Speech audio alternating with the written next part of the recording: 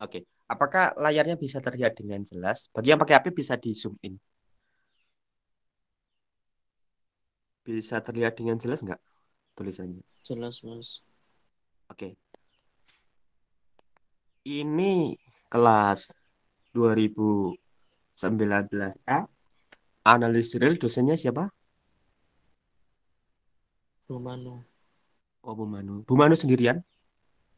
Iya. Oke. Kebetulan jadi ini saya ambil soal dari 2018 A, C, D. Jadi berarti dipakai di tiga kelas yang sama. Dan dosennya juga kebetulan Bu Manu. Ini mungkin nanti tipikal soal-soalnya agak-agak mirip dengan ini. Kemarin saya juga sudah membahas di kelas sebelah, di kelas U. Itu karena di kelas U ada satu paket yang lain. Tapi kalau untuk yang kelas A dan C, ini pakai ini aja. Karena dosennya kebetulan ya sama Bu Manu. Nah, kalau dulu sebenarnya matematika sama pendidikan itu biasanya soalnya beda. Tapi sekarang kayaknya sudah disamaratakan. Jadi mau dipakai di matematika ataupun pendidikan kayaknya sama aja. Terus eh, biasanya soal-soal itu memang pakai petunjuk yang seperti ini. Jadi petunjuk yang seperti ini itu kalau misalkan nggak tahu, ya duh, ya parah. Jadi nanti jawabannya nggak bisa jawab kalau nggak tahu ini. Padahal ini keluar dari materi analisis real. Ini kan materi teori bilangan. Dan nggak selalu mod begini, bisa aja yang lain. Nah, di sini karena saya bingung mau pakai NIM siapa ya sudah pakai NIM saya saja. Karena NIM saya itu 5 maka eh, 2 mod 3 kayaknya. 5 itu. Oh bukan, kemarin tuh bukan 5 tapi 17030174025 itu tak anggap digit ya. Jadi tak anggap satu bilangan yang satu paket bilangan, kemudian saya matkan 3. Kemarin saya lupa berapa hasilnya nanti aja. Jadi di sini ada 5 soal ya berarti 5 soal.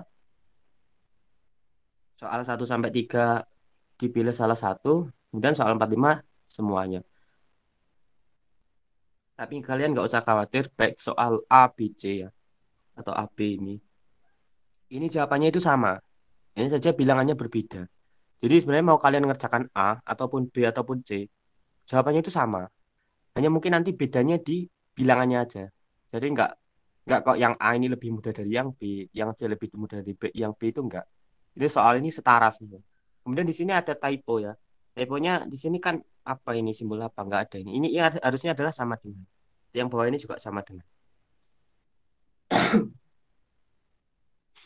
Kalau waktu ujian, kalau ada typo ya dari dosennya, tolong dikasih tahu. Karena tidak menutup kemungkinan banyak terjadi typo. Kalau kesalahan ketik begini, kalian menyalahartikan, nanti jawabannya bisa fatal. Jadi saran saya, kalau ada kesalahan ketik, langsung disampaikan. Nah, eh, kalau UAS ya, karena waktunya juga terbatas, kan 100 menit, biasakan mengerjakan soal yang poinnya paling tinggi. Jadi di sini kan ada skor-skornya. Lihat aja ini. Ini kan skornya 20-20. Jadi kerjakan yang skornya besar dulu. Kenapa? Karena tugas kalian dalam ujian itu adalah mencari skor yang paling banyak. Beda halnya kalau kalian udah advance banget. Jadi kalau udah advance banget ya kerjakan semuanya. Tapi kalau mungkin kalian itu agak gugup ya orangnya kalau dikasih waktu. Jadi kerjakan yang poinnya tinggi dulu aja. Nanti yang poinnya dikit-dikit belakangan aja. Atau cari soal yang paling mudah. Jadi biasanya nggak urut nggak apa-apa. Soal yang paling susah itu biasanya soal yang menentukan titik limit. Jadi kalau boleh nggak urut, ya memang boleh ya kayaknya. Karena kan untuk membuat tidak urut, kita pakai kertas saja kan, kertas yang berbeda. Nanti kan bisa diurutkan aja. Enaknya kalau online kan begitu. Nah, biasakan kalau yang titik limit ini jangan dikerjakan di awal ya. Kalau saran saya gitu. Soalnya ini soal titik limit ini nggak mudah. Perlu kejelian yang sangat tinggi. Yang soal-soal yang lebih gampang itu biasanya masalah konvergenaan itu lebih-lebih sederhana. Itu aja sih intermezzonya. Nggak penting tapi Itu hanya tips saja kalau mau ujian. Oke, itu aja. Kemudian kita langsung kerjakan soalnya. Nah, kemarin itu kan NIM saya ini. Oke, apakah ini bisa dilihat dengan jelas? Bisa dilihat dengan jelas nggak ini? Oke, itu bisa di zoom nanti tak kasih. Kemarin kan NIM saya ini 17030174025. Ini saya bagi 3. Ternyata dia kelipatan 3. Jadi 0.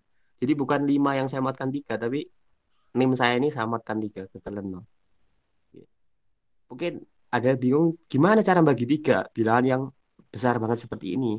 Tapi kalau yang udah pinter, ingat dong mata kuliah teori bilangan caranya dijumlahkan aja. Kalau jumlahnya ini kelipatan 3 berarti dia 0 sama 3. Kebetulan ini kalau dijumlahkan nanti dia kelipatan 3.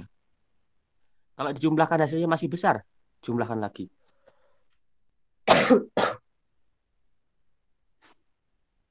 Itu caranya. Kemudian yang nomor 1, itu kan soalnya tadi tentukan semua titik limit A. Dan selidiki apakah A himpunan terbuka atau tertutup. Ini pertanyaannya sangat bercabang. Nah, karena saya 0,3 maka saya ngerjakan soal A. Tentukan semua titik limit dari A dan selidiki apakah A terbuka atau tertutup. Di mana A adalah himpunan yang isinya 01 yang digabung dengan himpunan 1 plus 3 per 5N, di mana N-nya bilangan asli. Oke, sama ya dengan soalnya. Ini kurungnya kurung siku, berarti 0 dan satunya ikut.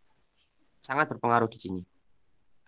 Kemudian, sebelum mengerjakan soal-soal titik limit, satu hal yang perlu kita perhatikan adalah kita menduga dulu. Jadi, kira-kira titik limitnya di mana? Sebelum kita mencari, kita menduga dulu.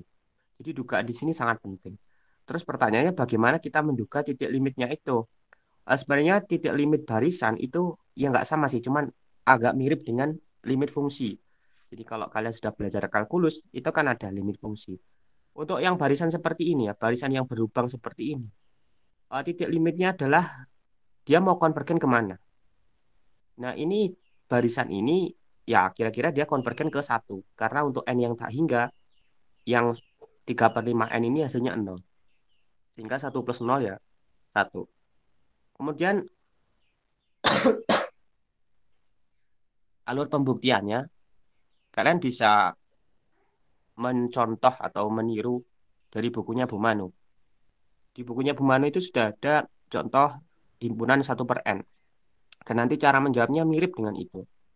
Kemudian untuk yang himpunan tutup seperti ini, 01 seperti ini, nah ada juga di bukunya Bu Manu itu kalau himpunan yang kurung siku itu gimana? Kalau himpunan yang kurung buka gimana?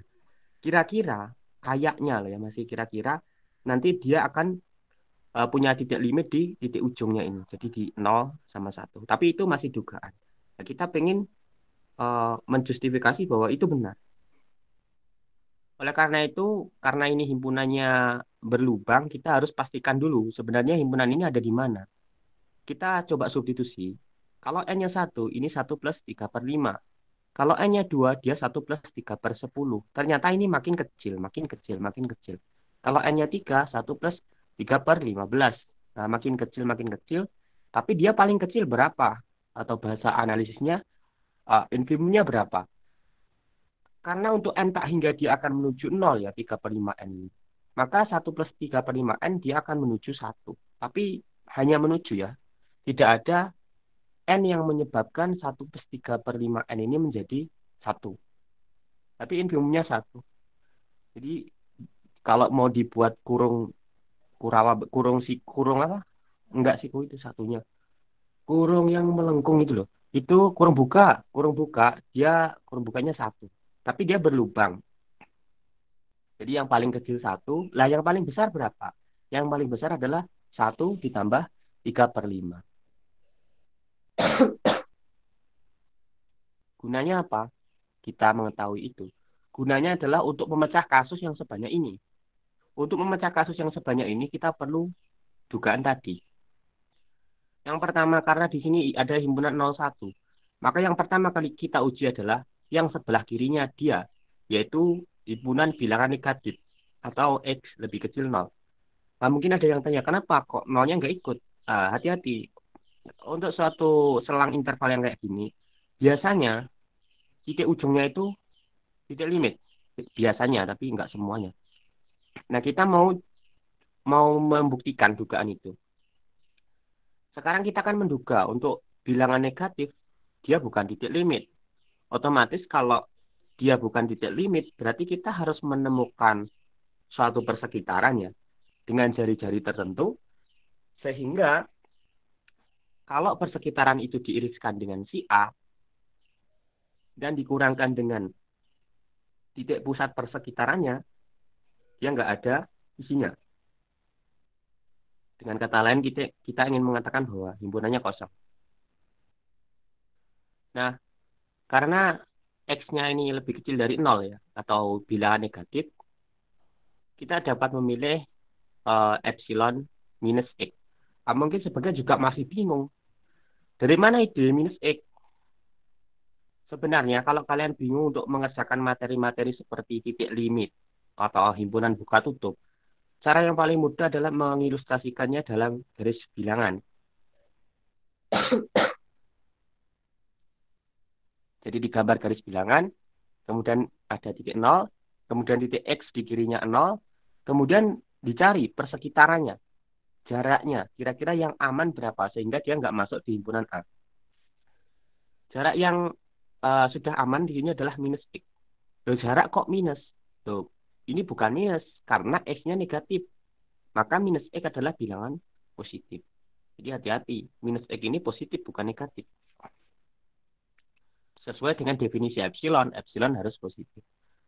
Dari titik X, sejauh minus X, dia ke kanannya paling kanan adalah titik 0. Tapi 0-nya nggak ikut. Kenapa? Karena definisi persekitaran kan titik ujungnya nggak ikut. Jadi kurung buka. Maka 0-nya juga nggak ikut. Nah, berarti aman. Kalau yang sebelah kiri nggak usah dipikirkan, ya jelas aman. Kan himpunan A cuma di sebelah kanannya 0 aja. 0 ke kanan kan. 0 ke kiri kan nggak ada. Jadi nggak usah dipikirkan kan yang ke kiri. Tapi di sini saya kasih bantuan bahwa sebenarnya nggak perlu ditulis ini, tapi saya ngasih bantuan aja bahwa persekitarannya itu ada di sini loh sebenarnya dia. Jadi P ini siapa? P ini adalah titik-titik persekitaran. Titik persekitaran titik X, pusatnya X dengan jari-jari epsilon. Jadi titik-titiknya tadi itu berada di antara 2X dan 0. Dari mana dapat 2X? Ya tadi. Dari X sejauh X. Jadi nanti ketemu 2X-nya. Bukan X min X loh ya. Kalau X min X, nanti ketemunya yang kanan. Karena kita bahas konteksnya masalah jarak. Kalau yang masih bingung, nanti digambar aja di garis bilangan. Nah, berarti kita dapatkan bahwa P ini lebih kecil 0 dan lebih dari 2X. Artinya P ini bilangan negatif. Wah, sudah aman. Kalau P ini negatif berarti kan nggak di A. Nah, berarti kalau diiriskan ya udah himpunan kosong. Apalagi kalau dikurangkan dengan si X. Ya, himpunan kosong. Jadi X bukan titik limit dari A. Karena dia memenuhi definisi ini. Kan dia titik limit kalau dia bukan titik limit kalau memenuhi definisi itu. Selanjutnya, kita menduga bahwa titik ujung interval yaitu 0 dan 1 kira-kira dia titik limit. Karena kira-kira dia titik limit, kita harus membuktikannya itu benar. Untuk membuktikan dia itu titik limit, berarti kita harus mencari suatu titik sehingga di dalam sebarang persekitarannya, titik itu ada di persekitaran. Titik itu ada di A dan titik itu bukanlah titik 0.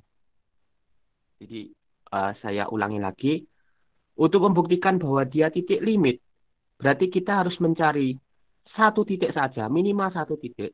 Sehingga titik itu berada di persekitaran dengan jari-jari sembarang. Dia juga ada di himpunan A dan dia bukanlah X sama dengan 0. Karena kita membuktikan di 0.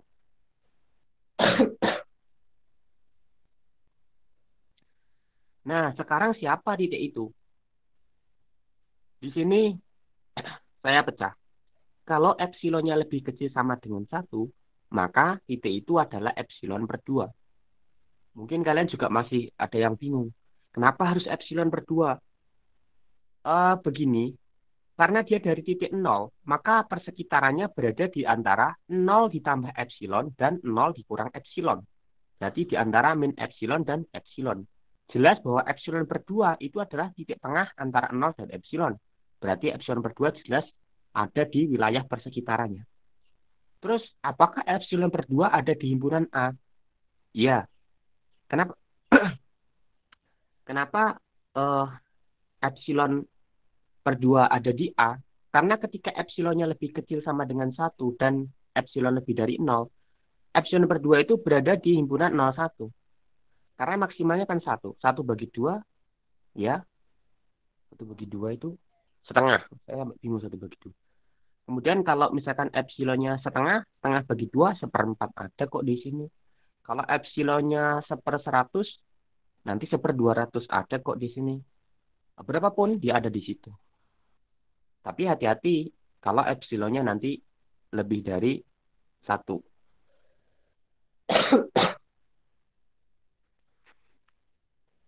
Kemudian kalau epsilonnya lebih dari 1, maka saya dapat mengambil titik yaitu setengah. Di mana setengah itu jelas berada di wilayah persekitarannya.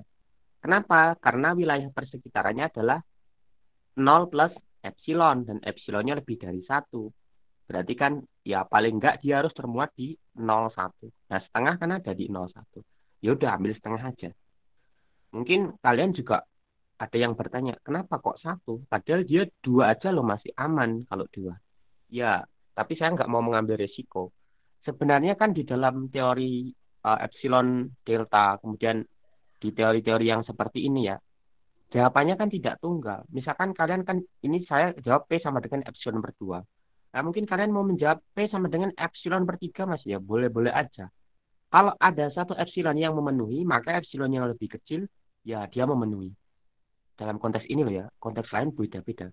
Tapi dalam konteks epsilon titik limit ini, ketika epsilon yang segini aja loh memenuhi, maka yang lebih kecil, ya pasti memenuhi. Mau jawab epsilon per 4 juga boleh. Tapi hati-hati kalau misalkan ini epsilonnya batasnya misalkan 4. Kalau epsilon lebih kecil 4, ada P epsilon per 2. Waduh, hati-hati. Kalau P-nya 4, nanti 4 per 2. Wah, 2. 2 nggak di A. Apa dia di sini? Dicek dulu. Kayaknya enggak, karena N-nya bilangan asli. Jadi daripada harus ngecek ke sini yang agak ribet, kan nyari ini aja yang paling lebih mudah ininya. Sehingga karena selalu ada P. P ini adalah titik-titik yang saya maksud. Jadi titik yang berada di persekitaran, titik yang berada di himpunan A, dan dia bukan 0. Loh, kalau setengah saya yakin setengah bukan 0. Tapi apakah epsilon per 2 bukan 0? Ya jelas bukan, kan epsilon itu positif. Bilangan positif bagi positif, ya positif. Kan begitu katanya analisis real. Jadi nggak mungkin 0. Sehingga titik 0 adalah titik limit A. Kenapa? Ya karena memenuhi definisi ini. Oke. Kasus ketiga. Kita tadi sudah menguji bilangan negatif, bilangan 0. Sekarang kita mau menguji bilangan di antara 0 1. Otomatis ini adalah bilangan yang berada di himpunan A. Tentu 1 nggak saya ikutkan karena saya menduga 1 titik limit. Dan saya menduga bahwa bilangan yang di antara 0 1 bukan titik limit. Untuk membuktikan dugaan itu, kalau saya salah ngomong, saya ingin membuktikan bahwa titik di antara 0 1 itu titik limit. Untuk membuktikan bahwa titik di antara 0 1 itu titik limit, caranya mirip dengan yang poin 2 tadi. Saya harus mencari suatu titik. Sehingga dalam persekitarannya, titik itu ada juga di A, dan dia bukan ini. Bukan bilangan yang di antara 0,1 yang dimaksud adalah X. Bukan bilangan X. Ini agak ribet. Karena untuk membuktikan dia memenuhi itu, yang agak susah adalah mencari titiknya. Karena X-nya kan bergerak ini di antara 0,1. Kalau yang tadi kan gampang, X sama dengan 0, jelas. Nah ini nggak jelas, X itu di mana. Pokoknya dia bergeser terus, nggak tahu. Pokoknya dia di antara 0,1. Nah untuk ke situ, maka di sini saya membagi kasus ketika epsilonnya lebih kecil sama dengan X dan ketika epsilonnya lebih dari X.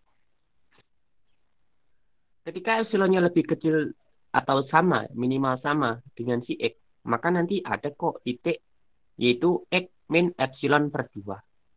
Nah, mungkin kalian juga masih bertanya-tanya, apa iya X min epsilon per 2 itu ada di persekitaran? Ya ada. Kenapa? Karena dari titik X, persekitarannya adalah X min epsilon dan X plus epsilon. Otomatis X min epsilon per 2 ya berada di dalamnya, Mas ya. Apakah X min epsilon per 2 ini bilangan yang positif?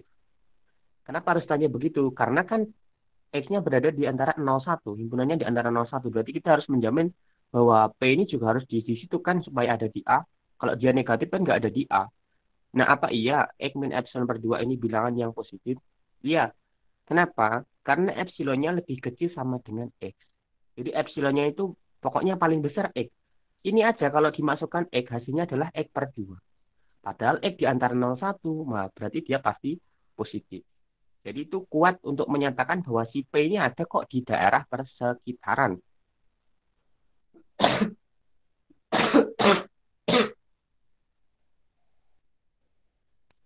Sekaligus kita sudah menyatakan bahwa si P itu ada di himpunan A, yaitu berada di interval 0,1. Dan dia jelas tidak sama dengan X. Ya karena X dikurangi sesuatu yang nggak sama dengan si X. Kemudian kalau epsilonnya lebih dari X, maka ada si P yaitu X per 2. Pertanyaannya yang sama, apakah X per 2 berada di persekitaran? Ya jelas. Ya kok jelas? Jelasnya begini. Karena dia titik pusatnya adalah X, maka nanti wilayah persekitarannya adalah X plus epsilon. Sementara epsilonnya lebih dari X, berarti paling enggak dia berada di antara X plus X, yaitu berada di 2X. Kemudian X min X, paling enggak dia berada di antara 0 dan 2X. Paling tidak loh ya. Paling tidak dia berada di antara 0 dan 2X. Jelas X per 2 ini berada di sebelah kirinya X, tapi di sebelah kanannya 0. Karena X-nya positif. Nah, berarti sudah cukup jelas bahwa X per 2 ini dia ada di sini, di 0,1. Dia juga ada di persekitaran. Berarti kalau dia ada di sini, dia ada di A. Nah, karena kita sudah menemukan titik ya untuk sebarang epsilon, maka ada kok titik ini, yaitu P, dia itu ada di persekitaran, dia ada di A, dan dia nggak sama kok dengan yang X. Ya iyalah, masa X per 2 sama dengan X. Sehingga X yang berada di antara 0,1, dia adalah titik limit A. Kemudian, untuk X sama dengan 1, caranya mirip sekali dengan yang X sama dengan 0. Ini cukup mudah karena X-nya jelas, yaitu 1. Maka saya harus mencari titiknya. Untuk setiap epsilon positif, saya bagi kasus lagi untuk epsilon yang lebih kecil sama dengan 1 dan epsilon lebih dari 1. Kalau epsilonnya lebih kecil sama dengan 1, saya bisa menemukan sebuah titik, yaitu 1 min epsilon per 2. Perlu diperhatikan bahwa epsilonnya di sini lebih dari 0 dan lebih kecil sama dengan 1. Sehingga cukup jelas bahwa 1 min epsilon per 2 itu bilangan positif. Dan dia lebih kecil dari 1. Sehingga dia ada di A. Otomatis dia juga ada di persekitaran karena persekitarannya 1 itu ada di antara 1 min epsilon dan 1 plus epsilon. Sehingga 1 min epsilon per 2 ada di persekitarannya. Dan 1 min epsilon per 2 ini nggak sama dengan 1.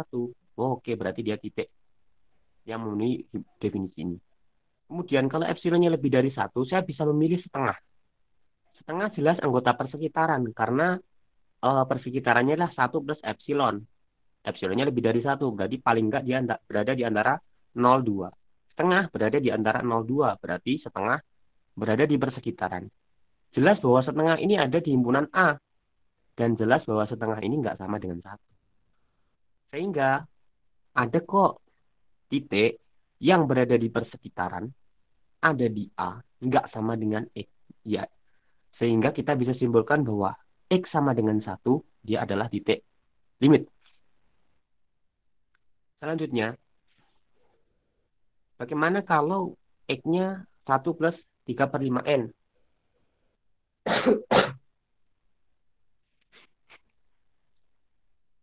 Oh iya, saya pengen katakan juga bahwa X sama dengan 1. Di sini saya pakai alur pembuktian untuk yang himpunan himpunan yang sebelah kiri. Maksud saya yang, bentar, yang 01. Di sini kan ada 01 sama 1 + 3/5N. Di sini 1, saya buktikan pakai himpunan yang 01. Kalau kalian tertarik membuktikan 1 dengan himpunan 1 + 3/5N, boleh.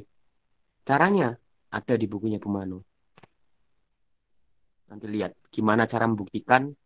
Lihat aja di situ bagaimana cara membuktikan bahwa 0 adalah satu-satunya titik limit dari 1/n. Itu ada di buku. Kalau kalian pengen satu ini dibuktikan pakai yang 1 + 3/5N. Tapi lebih panjang. Nah, karena satu udah dibuktikan, maka saya larinya ke 1 + 3/5N. Saya pecah aja ketika N1 dan N nggak 1. Kenapa sih harus dipecah kalau N-nya 1? Karena N sama dengan 1 adalah titik paling kanan atau nilai paling besar dari anggota himpunan A. Memang apa gunanya? Gunanya adalah ketika nanti kita ingin mencari sisa dari titik-titik yang sudah kita uji. Tadi kan kita sudah menguji titik negatif, titik 0, titik antara 01, titik 1.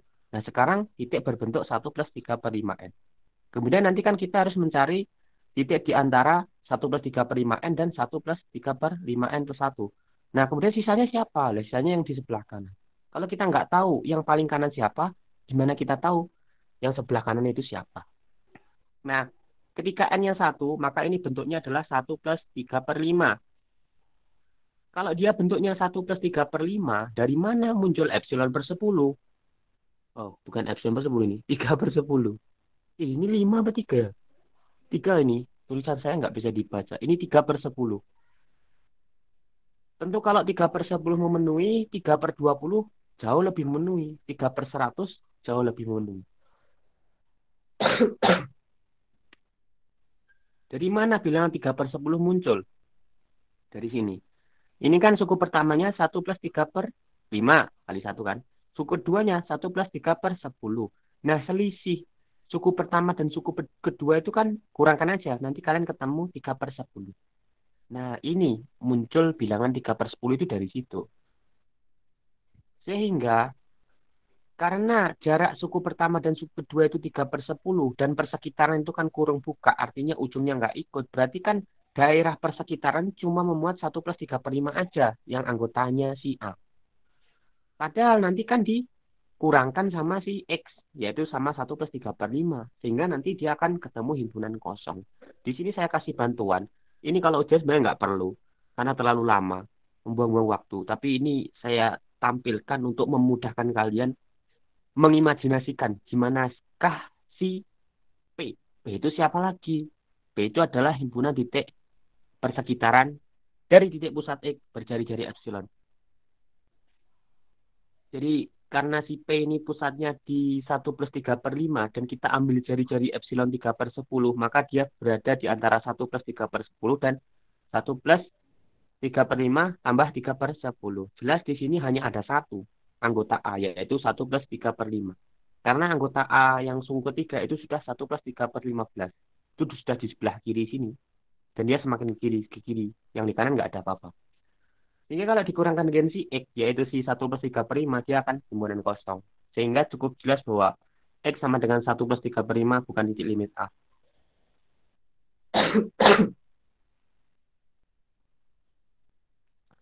Sekarang gimana kalau N-nya nggak 1? Kalau N-nya nggak 1, kita analogikan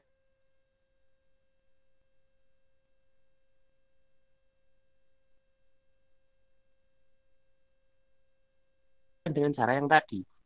Berarti kita kurangkan antara suku ke N dan suku kurangkan 1 + 3/5N+1 sehingga ketemu ini. Jadi bilangan ini nggak tiba-tiba muncul begitu, tapi itu hasil pengurangan dari dua suku yang berdekatan. Sehingga nanti wilayah ini, wilayah persekitaran dengan jari-jari segitu itu ya, satu-satunya anggota A yang ada di situ nanti adalah 1 + 3/5N. Sehingga kalau dipotongkan dengan 1 plus 3 per 5N itu sendiri, hasilnya adalah himpunan kosong. Nah, karena dia anggotanya himpunan kosong, maka dia memenuhi definisi bukan titik limit.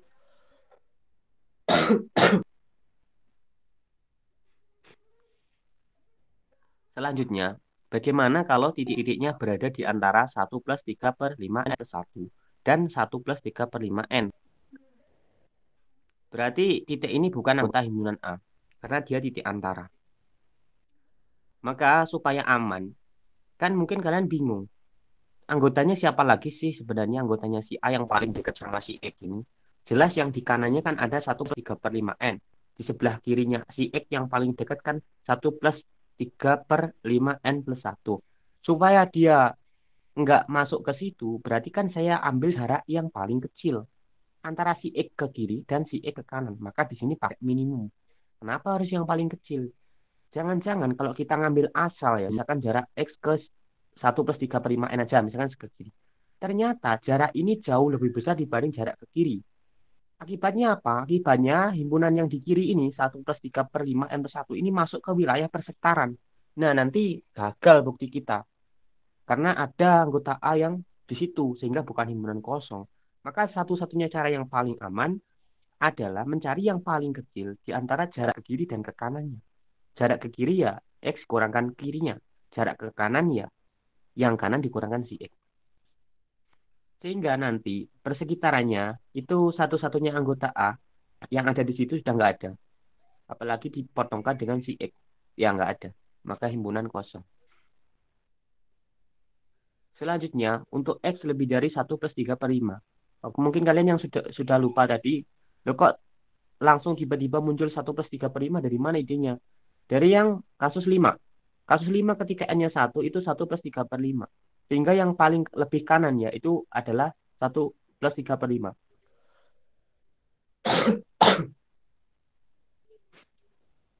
Jadi satu-satunya titik yang belum kita uji adalah titik X lebih dari 1 plus 3 per 5. Nah, kita pengen menduga kalau dia bukan titik limit. Kenapa?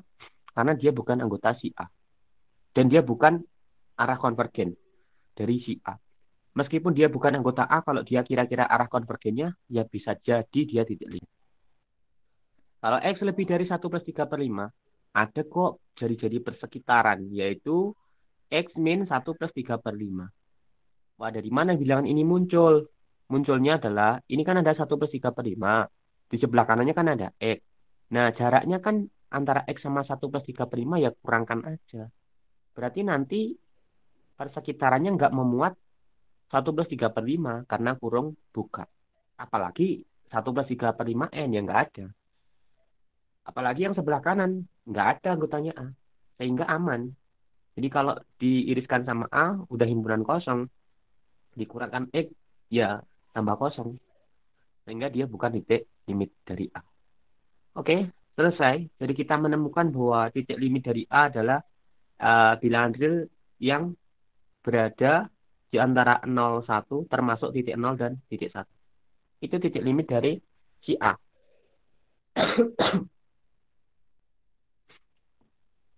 Selanjutnya, karena pertanyaannya bercabang, kan pertanyaannya ada cabangnya.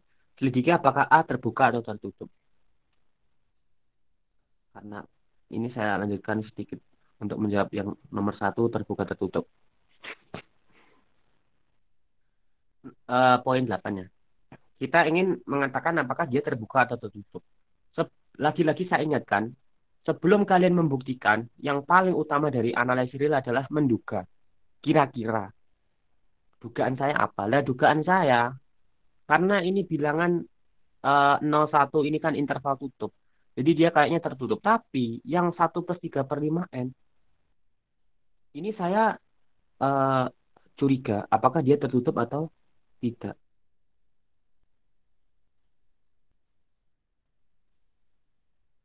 Oke, ini kayaknya saya salah salah jawab ini. Oh sebentar, ini salah jawab ini. Ini harusnya tertutup ini. Terbuka kok tertutup. Bentar, saya cek ya. Ada 0 anggota A, sehingga untuk persekitaran jari-jari epsilon positif, persekitaran epsilon dengan jari nol bukan subset A. Benarkah? Oh ya benar, bukan himpunan terbuka. Benar, nggak salah. Terbuka ya, benar. Jadi salah satu cara untuk mengklaim ya atau menduga dia terbuka atau tidak itu dilihat dari kurungnya. Di sini kan kurung siku. Ya tadi lupa. Ini kan kurung siku. Kalau kurungnya siku dia bukan terbuka. Karena kalau himpunan terbuka kurungnya kurung kurung apa namanya? Kurung buka. Kalau dia kurung buka, dia himpunan terbuka. Kalau kurung siku dia bukan terbuka. Itu dugaannya. Buktinya untuk setiap epsilon positif ada P. P itu siapa lagi P? P itu adalah titik yang menggagalkan definisi himpunan terbuka. Aduh, definisi himpunan terbuka apalagi? Definisi himpunan terbuka itu, suatu himpunan itu dikatakan terbuka kalau nanti ada epsilon ya. Sehingga eh, semua titik itu berada di dalam A. Jadi subset A. Semua titik persekitarannya itu subset A. Di sini saya membuktikan bahwa untuk sebarang epsilon, epsilon manapun, itu selalu ada titik, yaitu min epsilon per 2. Jelas bahwa min epsilon per 2 itu berada di wilayah persekitaran dari titik pusat X dari jari epsilon. Karena wilayah persekitarannya adalah min epsilon ke epsilon. Sehingga min epsilon per 2 jelas ada di situ. Nah, min epsilon per 2 itu ada di wilayah persekitaran. Tetapi, min epsilon per 2 itu nggak ada di A. Kenapa? Karena si A tadi paling kecil adalah 0. Jelas bahwa min epsilon per 2 ini bilangan negatif. Jadi bukan anggota A. Berapapun epsilon yang dipilih, mau epsilon 1 juta, mau 100, min epsilon per 2 tetap nggak ada di A. Dan tetap ada di persekitarannya.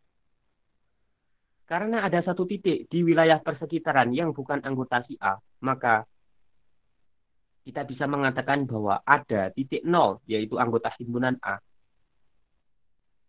Sehingga untuk sebarang epsilon yang dipilih, wilayah persekitaran dari titik 0 dengan jari-jari epsilon tidak ada di dalam A, atau bukan subset A. Kesimpulannya A bukan himpunan terbuka. Jadi untuk mengatakan dia bukan himpunan terbuka, kita harus mencari suatu titik yang menggagalkan definisi subset. Suatu himpunan dikatakan suatu himpunan A adalah subset B jika seluruh anggota A ada di B. Sehingga caranya untuk menggagalkan adalah kita harus mengatakan bahwa ada anggota A yang bukan anggota B. Di sini saya sebut anggota itu dengan sebutan P. Nggak harus P sih, sembarang, X juga boleh. Selanjutnya, saya ingin menyelidiki apakah dia tertutup. Untuk memudahkan apakah dia tertutup atau enggak, saya definisikan A komplement. Siapa A komplement? A komplement adalah komplement dari himpunan A. Maka A komplement adalah X anggota bilangan negatif, X lebih dari 1. Ini minus ya, saya logonya enggak jelas. Itu dikurangi. Dikurangi bilangan-bilangan yang berbentuk 1 plus 3 per 5N. Kenapa? Ya karena 1 plus 3 per 5N itu kan anggota si A. Maka A komplement nggak boleh memuat itu. Maka minus itu. Dikurangi itu.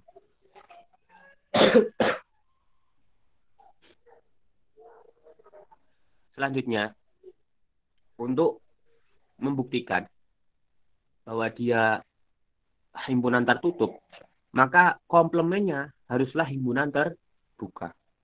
Kayaknya dia terbuka, karena ini kan selang buka. Ini kan minta hingga 0, kemudian 1, 1 plus 3 per 5N, kemudian 1 plus 3 per 5N, 1 plus 3 per 5 per N plus 1, dan seterusnya. Jadi himpunannya buka, karena 1 plus 3 per 5N nggak ikut. Jadi setiap ujung-ujungnya pasti intervalnya interval buka. Nah, kalau S-nya negatif atau S lebih kecil dari 0, ada kok jari-jari atau epsilon, yaitu minus X. Jadi minus X ini positif ya, bukan negatif. Karena X-nya negatif, maka minus X positif. Ada epsilon minus X. Sehingga persekitaran dari titik pusat X dengan jari-jari epsilon, berarti siapa persekitarannya?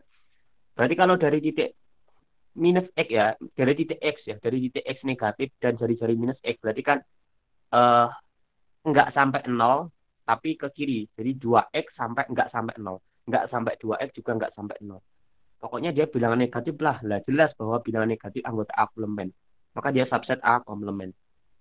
Selanjutnya, kalau dia adalah eh, berada di antara 1 plus 3/5n plus 1 dan 1 plus 3/5n.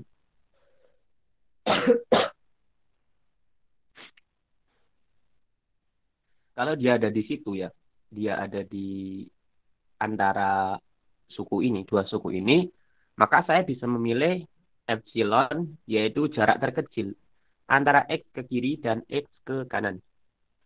Sehingga nanti kalau tak pilih yang paling kecil jarak X ke kiri dan X ke kanan, maka sudah aman bahwa dia anggota A komplement. Karena yang bukan anggota A itu hanyalah bilangan yang berbentuk 1 plus 3/5n. Dan N-nya bergerak. Maka ketika diambil kurung buka, ya sudah aman. Sehingga dia subset si A komplement.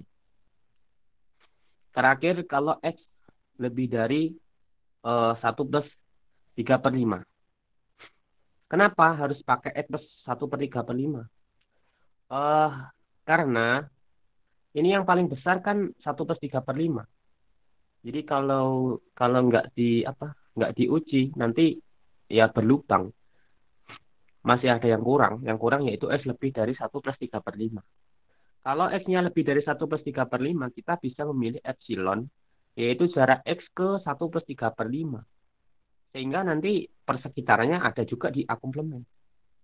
Kalau bingung, nanti digambar daerah pakai garis bilangan. Diilustrasikan 1 plus 3/5 dan si X. Nanti kira-kira dia ada di A komplement nggak? Saya jamin aja. Mungkin masih ada yang bingung juga. Kenapa di sini X lebih dari 1 nggak dimasukkan kasus? Karena bilangannya lebih dari 1 itu sudah ada di sini. Kan 1 plus 3/5 itu lebih dari 1. Yang saya maksud misalkan 1,1. Ya, nanti ambil aja N. Sehingga hasilnya 1,1. Berapa N-nya nanti dicari. Nah, apa namanya? Ini sebenarnya 3 kasus ini sudah mengcover dari himpunan A komplement. Jadi memang si A komplement ini berada di antara tiga kasus yang saya pecah ini. Sehingga kalau sudah seperti ini, kita bisa mengatakan bahwa untuk setiap X anggota A komplement, nanti pasti ada epsilon positif ya. Sehingga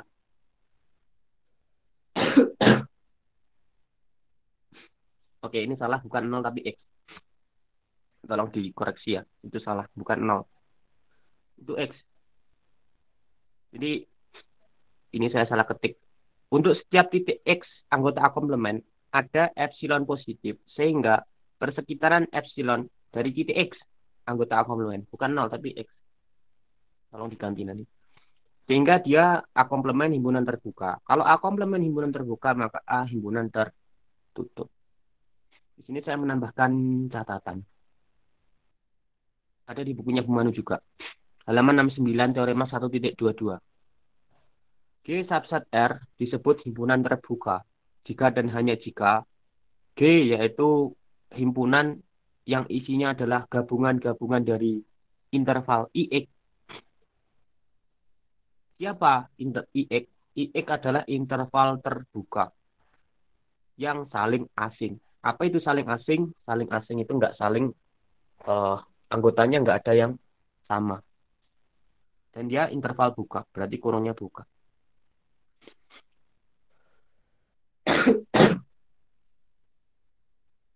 Berarti kalau dia IX interval buka yang saling asing, maka si G itu himpunan terbuka.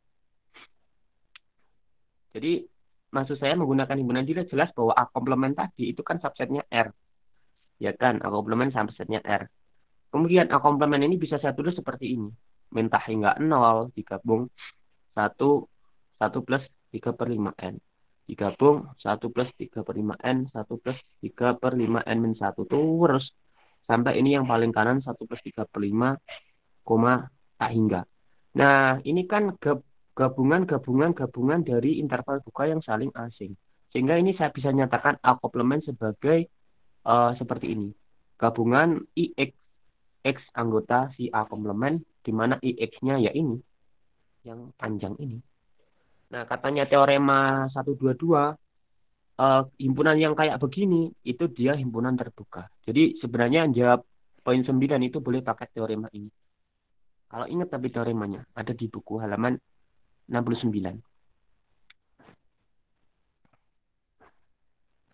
Kayaknya jawaban saya yang ini,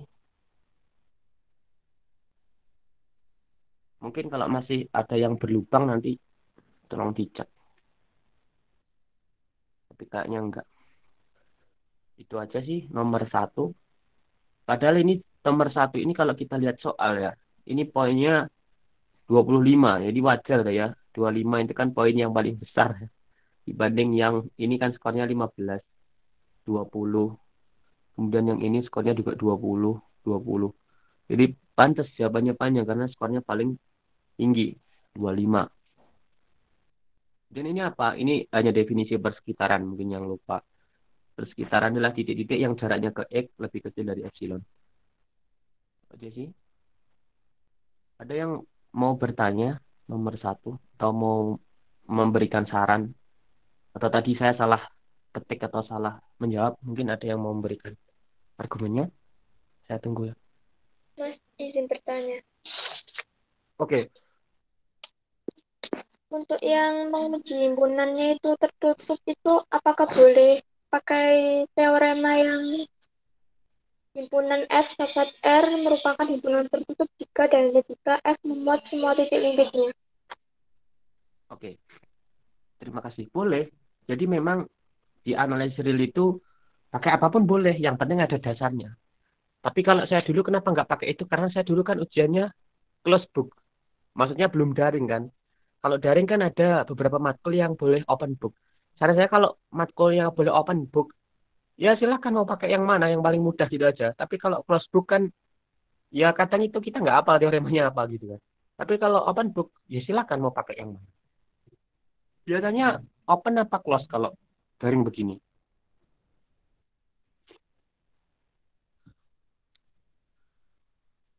Siapa ya tadi yang tanya? Saya lupa namanya. Halo, siapa tadi yang tanya? Saya Mas Dinda. Biasanya open apa close kalau ujian?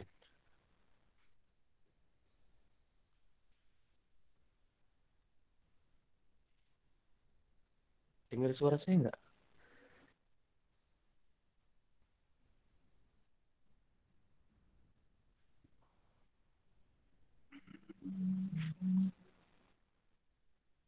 Halo, Dinda.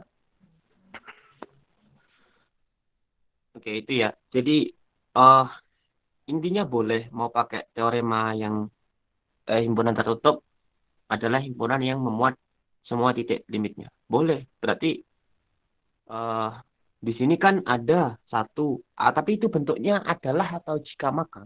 Kalau bentuknya jika maka kan nggak bisa langsung dibalik. Tapi kalau bentuknya adalah atau jika dan hanya jika, oh bagus itu. Kalau pakai itu berarti kan himpunan tertutup adalah himpunan yang memuat semua titik limitnya. Dari jawaban 1 sampai 7 ada anggota si A yang bukan titik limit. Maka si A bukan tertutup. Itu aja kan berarti. Tertutup atau terbuka? Oh, A komplement ya. Saya jadi bingung. Jika maka atau adalah? Wah, Yang halo, tertutup halo itu Dinda. jika dan hanya jika. Oke. Iya, tapi makanya jawabannya salah ini.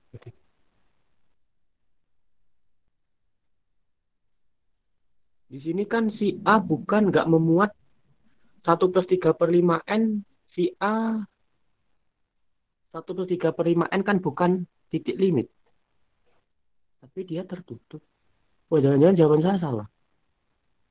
1+3/5N. Di sini ada yang sudah menjawab soal ini. Yang masalah himpunan tertutup, ada yang sudah Iya, Mas. mengerjakan soal ini? Jawabannya himpunan tertutup. Tertutup, bener ya? Iya. Saya juga tertutup ini. Ini siapa tur? Siapa ini tadi? Himpunan tertutup. Terus titik limitnya berapa? Juga Titik 0 limitnya tadi sampai kan dengan 0 1. sampai 1. Kan memuat. Akan memuat titik limitnya berarti. Jadi Eh, tertutup tapi benar. kan tapi kan dia nggak memuat 1 + 3/5.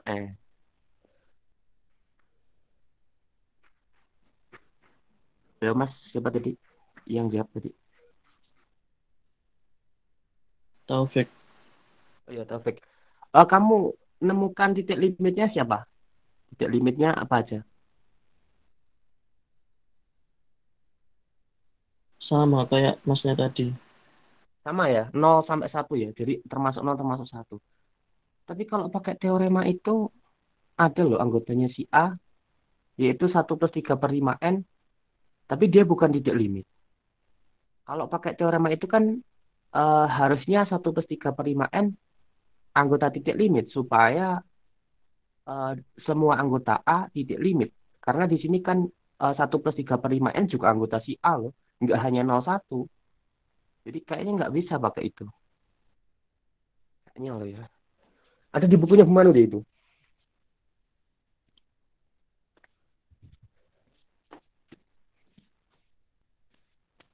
Gimana Taufik? Saya enggak Kamu pakai pakai teorema, Mas. kayaknya nggak bisa pakai teorema itu. Karena ada anggotanya A, yaitu 1 + 3/5N. Gampangnya 1 + 3/5, wes. 1 + 3/5. 1 + 3/5 itu bukan titik limit. Kita sudah buktikan tadi. Ini. 1 + 3/5, dia itu bukan titik limit. Padahal kalau pakai teorema itu, kita harus mengcover bahwa seluruh anggota si A, dia harus titik limit. Padahal ada anggota A yang bukan titik limit. Jadi bukan teoremanya yang salah ya, tapi kita nggak bisa nerapin teorema di sini. Karena teorema itu kan mengatakan kalau semua titik limit dari A itu, semua anggota si A itu titik limit, maka si A tertutup. Tapi kan ada nanti yang lain, misalkan A tertutup, meskipun A ini ada yang bukan titik limit, tapi A tetap tertutup. Kan bisa aja begitu. Karena eh, mungkin maksudnya bukan adalah, mungkin maksudnya jika maka. Karena kayaknya itu kan buku diserap dari bukunya Barto. Kayaknya ada kesalahan translate. Seharusnya mungkin jika maka yang dimaksud. Kalau jika maka, saya nggak ada masalah. Iya kayaknya. Kalau jika himpunan A, setiap anggotanya itu merupakan titik limit, maka A himpunan tertutup. Itu bisa diterima oleh akal. Tapi kalau himpunan yang memuat semua titik limitnya adalah himpunan yang tertutup, kayaknya nanti berakibat ke bahaya. Bahayanya nanti kalau dibalik. Mas, maaf. Himpunan. Gimana? Kan F, maksudnya saya A memuat semua titik limitnya. Nah, titik limitnya itu Mm-mm. kan 0 sampai 1. Kan termuat di A. Jadi kan tertutup. Oh, oke, oke, oke. Saya salah paham berarti. Oke, thank you ya. Jadi saya salah paham bahasamu tadi. Oke, oke. Sorry, sorry, Iya. sorry ya. Jadi maksudnya itu bukan, oke, maksudnya itu semua titik limit A, ini ya, ada di A gitu ya. Jadi si A itu memuat semua titik limitnya. Oke, si A itu memuat semua titik limitnya, maka si A tertutup. Oke, itu benar. Jadi kalau si A memuat semua titik limitnya, maka dia tertutup. Oke, itu benar. Saya, saya kira tadi semua anggota A titik limit. Oke, bisa ya pakai itu, boleh-boleh. Ada lagi pertanyaan untuk yang nomor 1 sebelum kita next?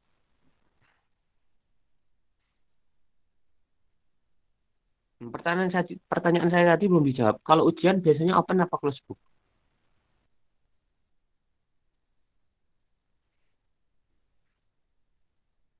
Oh, nggak ada yang jawab. Kebanyakan tulisannya itu open book, Mas. Oke, enak kalau open book. Maksud saya kalau open book, eh siapin aja catatan yang isinya teorema-teorema sehingga nanti pekerjaan kalian lebih pendek.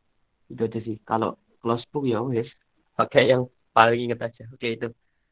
Nomor 1, ada yang mau bertanya atau bagaimana?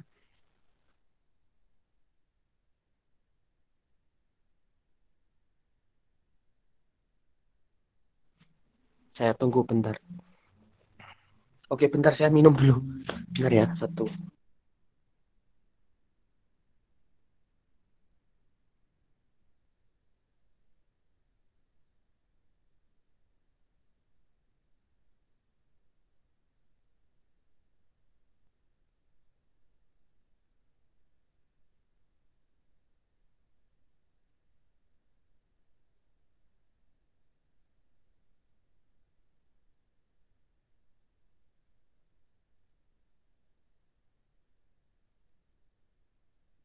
Oke. Sorry, tadi saya minum. Tadi gimana? Udah yang nomor 1 ya? Ada pertanyaan atau dilanjut dulu?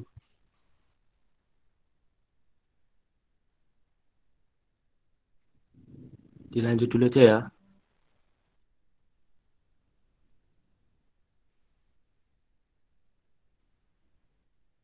Oke. Kita lanjutkan dulu aja. Nomor 2. Nomor 2 itu diberikan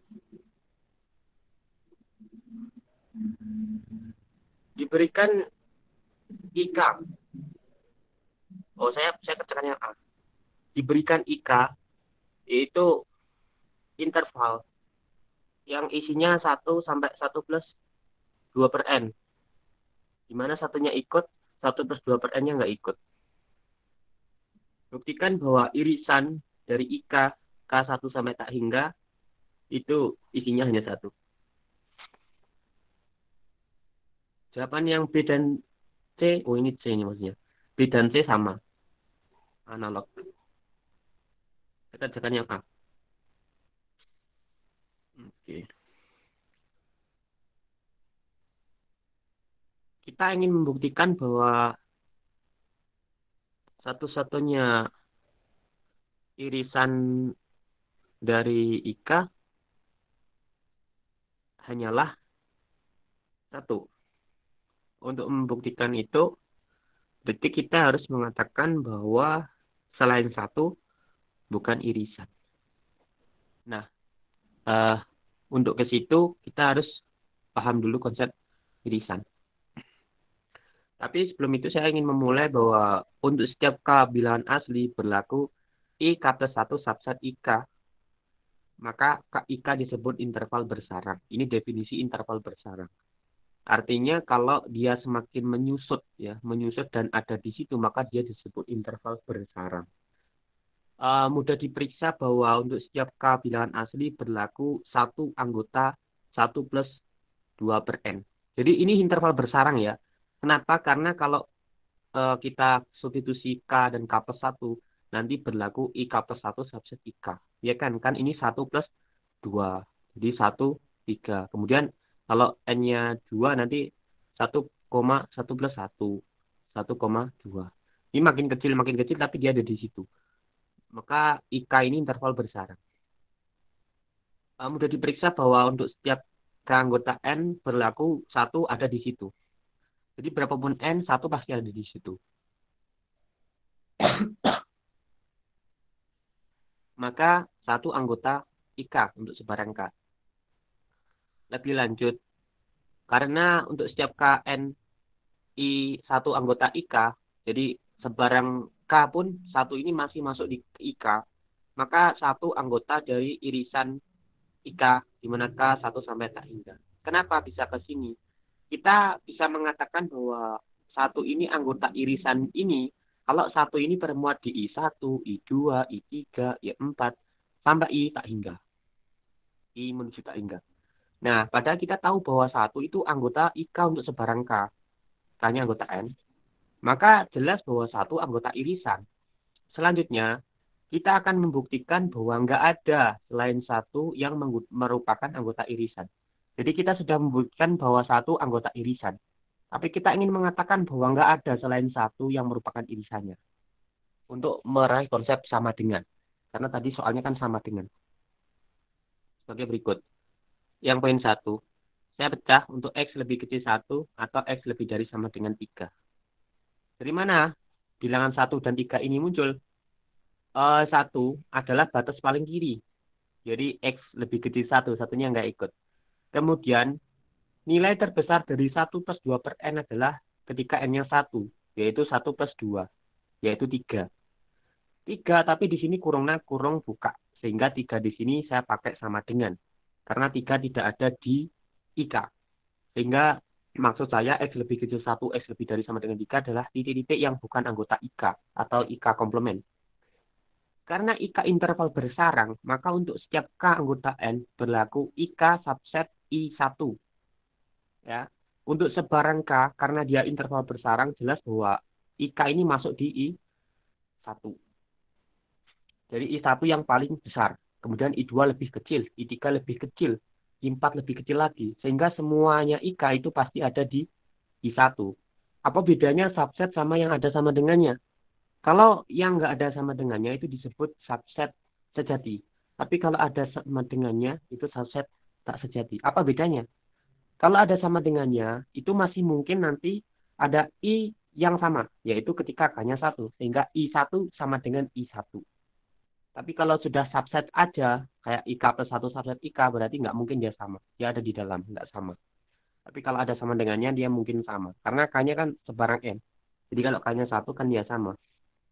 Atau kita dapat menulis sebagai IK subset interval 1,3. Dari mana ini? Dari mengganti I1 dengan intervalnya, yaitu 1,3. Jelas bahwa si X, X-nya lebih kecil 1, lebih dari sama dengan 3. Bukan anggota I1. Bukan anggota ini. Iya kan? Karena dia di luar. Berakibat, si X ini bukan anggotanya IK untuk setiap keanggotaan. Kenapa? Karena IK itu ada di I1. IK ini ya, dia berada di I1. Padahal X ini nggak ada di I1. Sementara kan semua anggota IK ada di I1. Padahal X ini nggak ada loh di I1. Sehingga X bukan anggota IK. Atau kita dapat mengatakan bahwa X bukan anggota dari irisan IK. Kalau X nggak ada di IK ya jelas lah. X bukan anggota irisan. Yang poin 2. Ketika X berada di interval 1,3. Kenapa X sama dengan 1 nggak ikut? Nah tadi kan udah. 1 udah jelas anggota. Sehingga yang belum kita uji adalah X yang berada di antara 1,3. Dengan cara yang sama dengan poin 1, saya harus menemukan suatu K. Yaitu nanti K-nya ketemu, ini fungsi tangga ya. Bilangan asli paling kecil yang lebih besar dari 4 per X min 1. Kenapa harus pakai fungsi tangga? Karena K itu K-nya harus bilangan asli. Karena kan bilangan interval kan I1, I2, I3. Sehingga K-nya harus bilangan asli. Maka supaya asli, ya difungsi tanggakan. Kan? Dijadikan bilangan asli. Kenapa harus fungsi tangga? Kok nggak fungsi lantai? Nanti ada jawabannya di belakang. Sehingga IK, kalau K-nya ini, itu hasilnya seperti ini. 1,1 plus 2 per fungsi tangga dari 4 per X min 1. Perhatikan bahwa 1 lebih kecil X plus 1 per 2 lebih kecil dari X. Kok bisa? Ya, X plus 1 per 2 itu adalah titik tengah dari 1 dan X. Kalau X-nya 5 misalkan ya, 6 atau 5 gitu, maka 1 lebih kecil dari 6 tambah 1 bagi 2, 7 per 2 lebih kecil dari 6. Jadi si 7 per 2 ini tengah-tengahnya jadi 1, 6. Artinya X plus 1 per 2 itu titik tengah dari 1 per X. Sebenarnya nggak penting sih apakah dia tengah apa enggak. Yang pokoknya dia berada di antara 1 dan X. Dan kita tahu bahwa X plus 1 per 2 itu sama dengan 1 plus 2 per dibagi 4 per X min 1. Kenapa harus ribet kayak gini? Karena kita harus menyatakan X plus 1 per 2 dalam bentuk 1 plus 2 per N. Dan ketemunya ini. 4 per X min 1. Karena ini ya, karena 4 per X min 1 dan X-nya itu kan sembarang. Itu kan belum tentu bilangan asli. Kalau misalkan X-nya sembarang bilangan kan belum tentu dia bilangan asli. Supaya dia bilangan asli berarti kan kita harus mencari fungsi tangga atau fungsi lantai. Terus kenapa kita kok memilih fungsi tangga?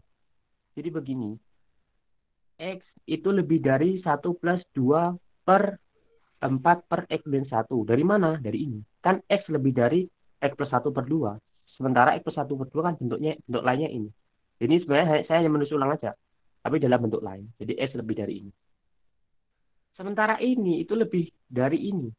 Jadi kalau kita pakai fungsi tangga, hasil yang tengah itu lebih dari yang kanan. Kok bisa? Ya, perhatikan bahwa 4 per X min 1 itu lebih kecil dari fungsi tangga 4 per X min 1. Jadi fungsi tangganya lebih besar nilainya. Sesuatu dibagi yang lebih besar, itu hasilnya pasti lebih kecil. Sehingga yang kanan lebih kecil dari yang tengah. Akibatnya apa? Akibatnya si X ya, itu lebih dari 1 plus 2 per fungsi tangga 4 per X min 1. Atau X ini di sebelah kanannya ini. Nah, padahal interval IK tadi itu kan yang paling kanan aja itu cuma 1 plus 2 per 4 per X min 1. Artinya kalau sebelah kanannya ya sudah nggak masuk dong di IK. Jadi X nggak masuk di IK. Jadi kita katakan ada K sama dengan fungsi tangga dari 4 per X min 1. Sehingga X bukan anggotanya IK. Maka X bukan anggota irisan IK. Jadi K-nya di sini yang dimaksud K adalah K-nya ini. 4 per X min 1 di fungsi tangga. Karena definisi irisan, suatu anggota masuk di irisan ketika anggota itu masuk di himpunan-himpunan yang diiriskan.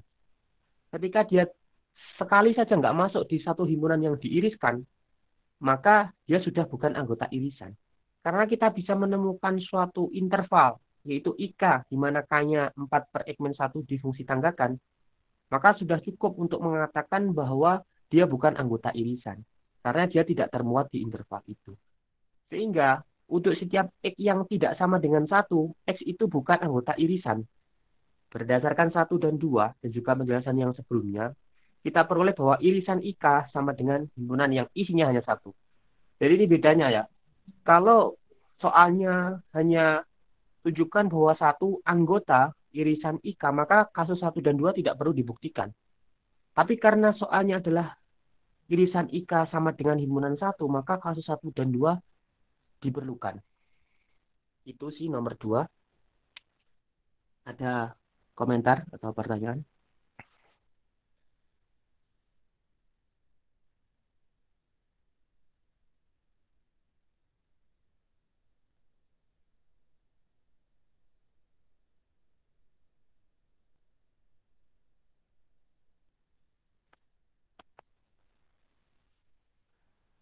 Bisa dipahami nggak? Nomor 2.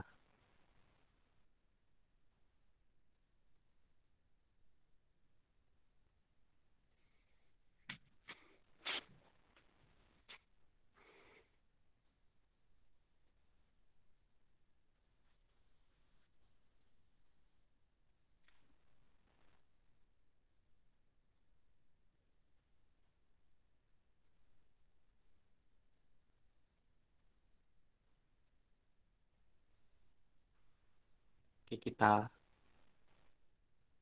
lanjutkan dulu kalau gitu. Karena ngejar baterai saya. Tinggal 37. Oke, nomor 3. Kita selesaikan dulu aja ya. Nanti kalau mau ada yang tanya di belakang aja. Nomor 3. Dengan menggunakan definisi limit barisan, yaitu epsilon K, buktikan bahwa limit N per 2N kuadrat min 1 sama dengan 0.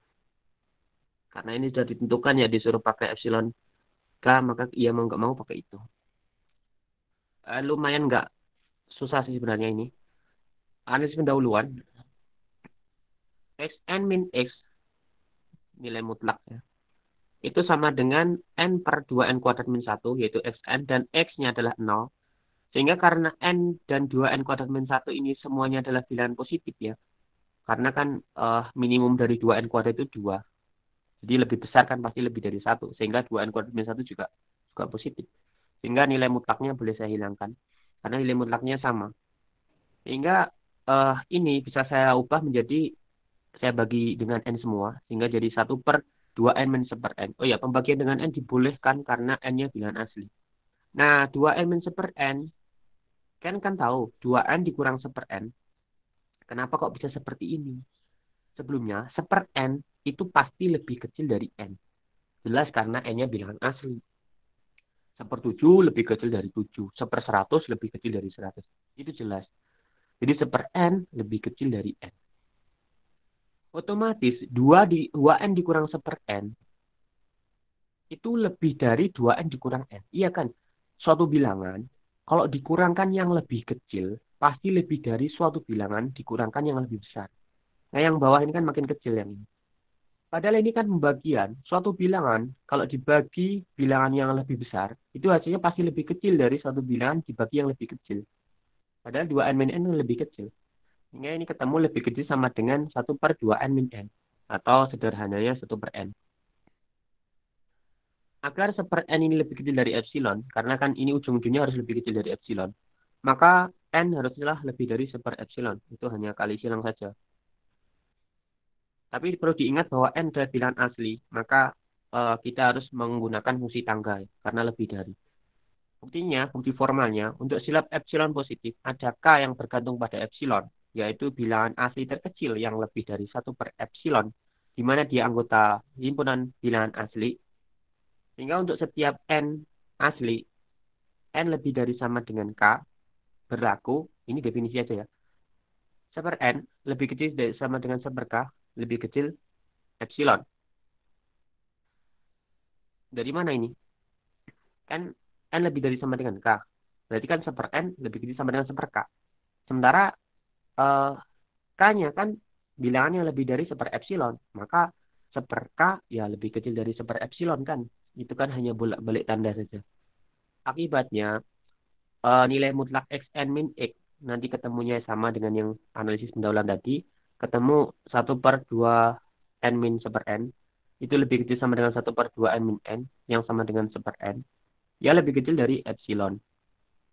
Karena 1/n itu lebih kecil sama dengan 1/k, lebih kecil epsilon. Maka 1/n lebih kecil epsilon.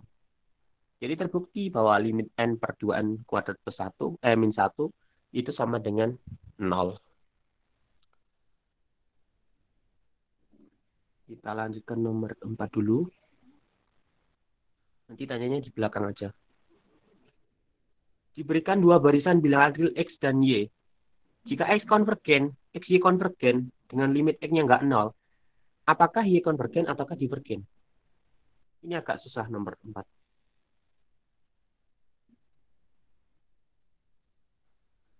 Karena x konvergen dan x y konvergen dan limit x nggak 0. Misalkan limit x adalah x. Jadi andaikan aja barisan x itu akan konvergen ke x. Dan barisan x y dia akan konvergen ke x y. Oke, sebelum ambil, mungkin kalian bertanya-tanya, kenapa diambil epsilon nilai mutlak x per 2? Jadi begini, karena dia kan katanya konvergen. Suatu barisan, yaitu barisan x, kalau dia konvergen ya, konvergen ke x ya tentu, maka x n min x, nilai mutlak x n min x ini akan lebih kecil dari epsilon untuk sebarang epsilon yang dipilih ketika n-nya lebih dari sama dengan n0. Ini adalah definisi barisan yang konvergen menggunakan k epsilon. Coba dibaca lagi nanti apa definisi barisan konvergen. Karena boleh dipilih sebarang epsilon sehingga berlaku ini, maka ya boleh aja dong saya pilih epsilon segini. Maka saya pilih epsilon nilai mutlak x per 2. Kenapa harus nilai mutlak? Karena saya nggak tahu apakah x positif atau negatif. Padahal epsilon harus positif. Sehingga saya ambil nilai mutlaknya aja ya agar lebih aman. Terus kenapa x harus nggak 0? Kalau x-nya 0 nanti epsilonnya 0/2, 0. Padahal epsilon harus positif. Nggak boleh 0. Jadi x-nya nggak saya ambil 0. Sehingga ada n0. Demikian hingga untuk setiap n yang lebih dari sama dengan n0, Oke, penulisannya jangan ditiru ya, ini enggak sistematis. Untuk setiap n yang lebih dari sama dengan n0, xn min x lebih kecil dari epsilon. Dari mana ini? Dari definisi barisan konvergen, karena x konvergen. Xn min x ya, x-nya ini sama. Ini hanya logat penulisan aja, tapi sama. Lebih kecil dari epsilon. Epsilonnya mutlak x per 2. Nilai mutlaknya dihilangkan sehingga jadi seperti ini. Kemudian x-nya pindah ruas, jadi yang terakhir ini. X dikurang mutlak x per 2 lebih kecil dari xn, lebih kecil dari x plus mutlak x per 2. Kesimpulannya apa? Sehingga untuk setiap n yang lebih dari sama dengan n0, xn tidak 0. Dari mana tahu xn nggak 0? Dari sini. Berarti kan karena x-nya nggak 0 ya. Maka kenapa sih kok x nggak boleh 0? Kalau x 0 semua, nanti dia konvergen ke 0. Padahal tadi dikatakan limitnya itu bukan 0. Maka x ini ya tentu nggak seluruhnya 0. Kalau seluruhnya 0, dia konvergen ke 0. Maka kita katakan ada kok yang bukan 0 di sana, yaitu si x yang kita pilih tadi. Nah, kita pengen menunjukkan bahwa dia si anggotanya itu nggak ada yang 0. Dan ternyata terbukti dari sini. Karena xn itu lebih dari x dikurang mutlak x per 2 ya. Dan x-nya bukan 0. Jelas bahwa ini bukan 0. Kenapa? Karena ini akan menjadi 0 ketika x-nya 0. Kalau x-nya nggak 0, jelas nggak 0. Karena kan ini kayak 1 dikurang setengah begitu. Ini paling nggak ya, kalau nggak negatif ya positif. Tapi nggak bisa 0. Ini kan sebenarnya ekspresi dari x per 2. Tapi hanya ada nilai mutlaknya. Kalau dia negatif, misalkan negatif 5, berarti kan ini min 5 per 2, wah negatif. Dia nggak akan bisa 0 kok. Kecuali x-nya 0. Padahal dibatasi, x-nya nggak 0. Begitu juga yang kanan, ini juga nggak bakal 0. Karena x-nya nggak 0. Dan lagi pula ya, karena eh, x dikurang mutlak x per 2, itu bukan 0 juga ya. Maka untuk setiap n lebih dari sama dengan n0, xn ini nggak 0. Nah, apa manfaatnya ketika si xn ini nggak 0? Menurut teorema 2.6 ya, poin 5, ini ada di bukunya Bu Manu kalau nggak salah, saya lupa halaman berapa. Ini tentang teorema barisan konvergen, ada di buku. Kalau seper x itu konvergen ya, dan limit x itu sama dengan seper x ya, maka kita dapat mendefinisikan barisan baru, yaitu barisan A. Barisan A kita definisikan sebagai barisan X dikalikan barisan Y dibagi barisan X. Kemudian kita bisa menyederhanakannya menjadi XY dikali seper X. Nah, barisan XY dan seper X ini konvergen. Dari mana tahu barisan seper X konvergen? Kan kita tahu tadi, barisan X konvergen dan X itu nggak konvergen ke 0. Jadi seper X juga konvergen. Tapi kita nggak tahu seper X konvergen kemana. Yang kita tahu seper X pokoknya konvergen. Itu ada teoremanya. Kalau X konvergen, X-nya nggak 0, maka seper X konvergen. Nah, kalau XY konvergen dan seper X konvergen, maka perkaliannya juga konvergen juga. Sehingga limitnya A itu sama aja dengan limit XY dikali seper X. Karena limit XY ini adalah XY dan limitnya seper X adalah seper X. Ketika dikalikan, nanti ketemu Y. Jadi, kesimpulannya, ya, konvergen. Jadi, ya konvergennya ke Y. Y kecil. Itu simpulannya, dia konvergen. Kalau limit X-nya nggak dibatasi ini, masih ambigu, apakah dia konvergen atau enggak. Tapi ketika sudah dibatasi limit X-nya nggak 0, maka dia konvergen. Mungkin yang masih bingung nomor 4 ini alur pembuktiannya kok begini, bisa lihat di mana ya, di internet ada kayaknya. Bisa lihat di internet atau bisa lihat di YouTube ada. Kemudian terakhir nomor 5,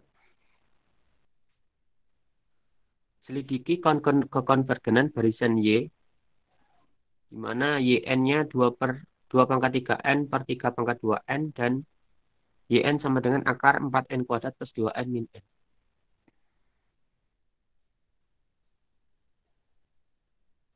Oke, ini. Yang pertama, ini agak mudah yang pertama. YN kan 2 pangkat 3N per 3 pangkat 2N.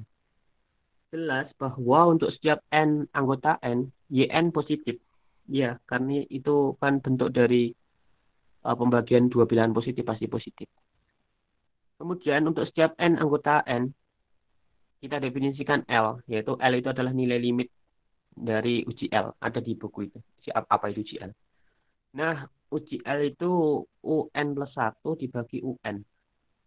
Jadi YN plus 1 dibagi YN. Kita nanti akan ketemu ini. Ini sudah saya balik ya. Kalau dikalikan kan berarti pembagiannya dibalik tadi. Ini sudah saya balik.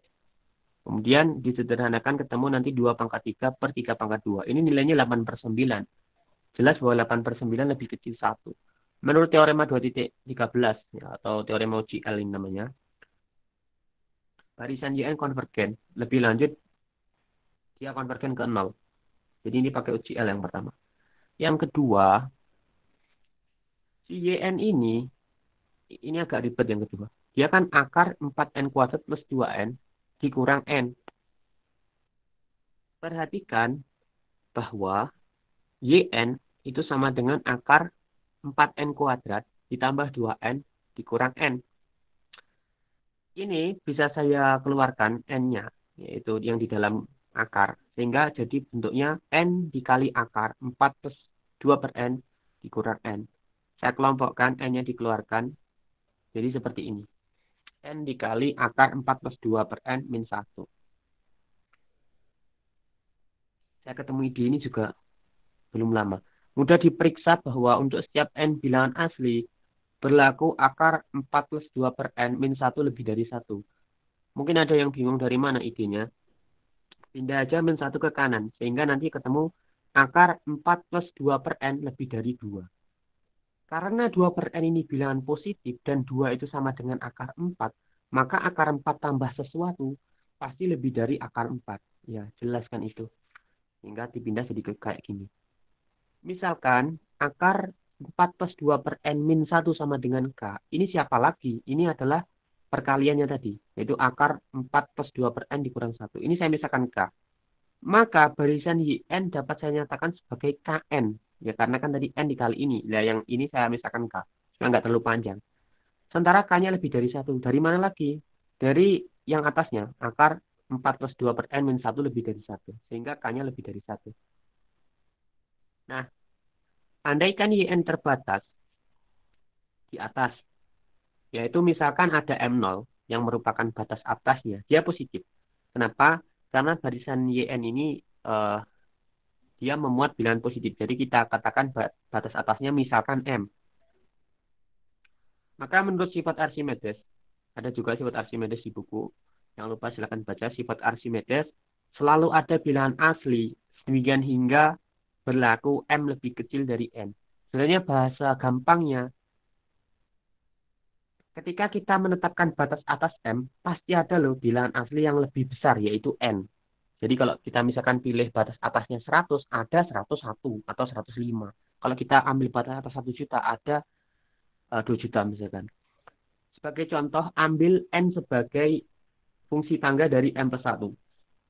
Lagi-lagi kenapa harus fungsi tangga? Karena M di sini itu kan sembarang bilangan real ya, kan batas atas siapa saja boleh. Maka batas atas ini saya tambahkan 1, kemudian saya tarik fungsi tangganya. Jelas bahwa yang ini pasti lebih besar dari M. Sehingga YN yang sama dengan KN tadi ya. Kan YN sama dengan KN. Bisa saya pilih N-nya adalah akar M plus 1 difungsi tanggakan. Jelas bahwa ini akar M plus 1 fungsi tangga ini lebih dari M. Sehingga K dikali fungsi tangga ini lebih dari KM. Karena K ini positif, jelas bahwa KM lebih dari M. Nah, artinya apa? Pengandaian kita salah. Kita mengandaikan M batas atas, padahal ada kok K dikali akar M plus 1. Yang dia adalah anggota dari YN. Ketika N-nya fungsi tangga M plus 1. Sehingga pengandaian batas atas salah. Artinya, barisan ini nggak punya batas atas. Berarti kalau dia nggak punya batas atas, maka barisan ini nggak terbatas. Menurut kriteria divergensi, karena YN tidak terbatas, maka YN divergen. Jadi ada di buku itu kriteria divergensi. Untuk mengatakan barisan itu divergen, kita harus menunjukkan bahwa barisan itu tidak terbatas. Salah satu cara untuk menunjukkan barisan itu tidak terbatas adalah menunjukkan bahwa barisan itu tidak punya batas atas. Dan di sini saya menemukannya dia nggak punya batas atas. Kalau batas bawahnya saya nggak menguji, karena cukup satu aja udah mengcover pembuktiannya. Itu 1 sampai 5.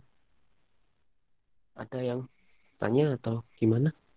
Ada yang mau ngoreksi?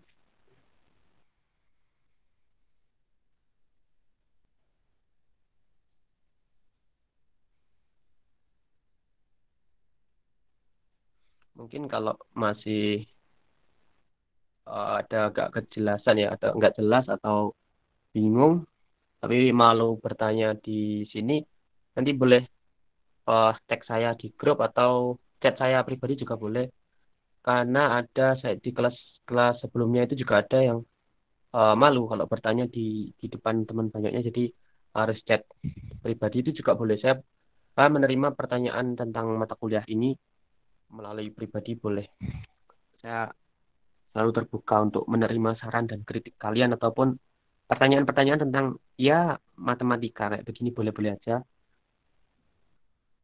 Kalau mungkin ada kesalahan juga tolong dikasih tahu salah saya di mana, karena saya takut kalau jawaban saya salah kemudian saya menyebarkan sesuatu yang salah nanti kan jadi berbahaya.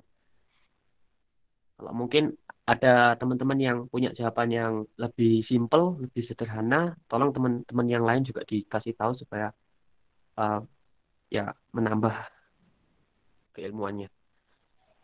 Itu mungkin yang dapat saya sampaikan. Ada yang ditanyakan sekarang atau enggak?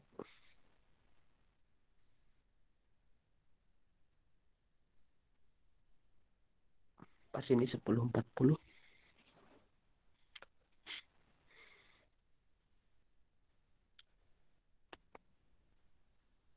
Cukup ya.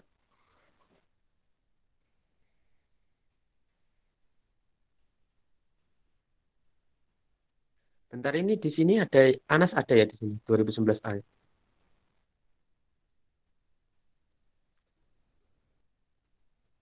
Ada enggak di sini? Enggak lihat orangnya.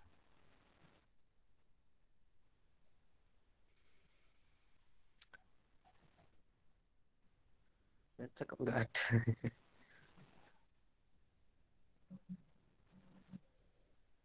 Oh, enggak ada termasuknya. Oke.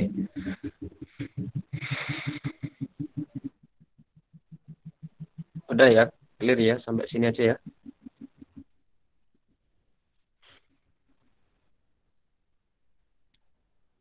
Oke, mungkin ini aja yang dapat saya sampaikan. Mungkin nanti kalau masih ada pertanyaan boleh lewat pribadi. Nanti saya berikan juga yang ini sama satunya. Jadi saya juga mengerjakan yang paketnya soal U. Nah, paket soal kelas unggulan itu. Jadi nanti bisa dijadikan bahan untuk belajar juga. Tapi di yang paketnya soal U ada sedikit kesalahan. Kemarin sudah saya katakan. Saya lupa di mana kesalahannya. Nanti tak kasih tahu. Itu aja sih yang dapat saya sampaikan. Kalau ada kesalahan saya mohon maaf. Saya akhiri ya. Assalamualaikum warahmatullahi wabarakatuh. Waalaikumsalam warahmatullahi Waalaikumsalam. Wayan, iki gak muncul kan mau. Hari teko dispenduk Mas. Gak genah aja nih.